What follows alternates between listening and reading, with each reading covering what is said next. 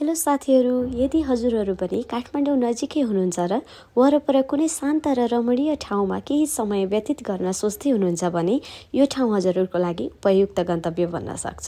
बालाजु बाइपासबाट बाइकमा मात्र 30 मिनेटमा पुगिने यो ठाउँको नाम हो शान्तिधाम।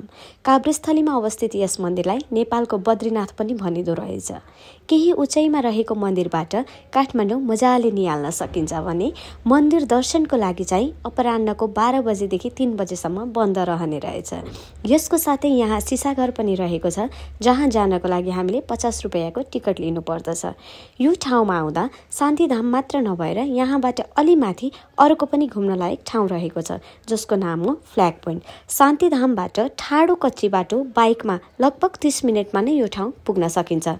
उचाइमा नेपालको झण्डा रहेकोले होला यस ठाउँ फ्ल्याग पोइन्ट नामले चर्चित छ। यहाँबाट त झन् वरिपरि डाँडा र काठमाडौँ अझै मजाले देखिने रहेछ।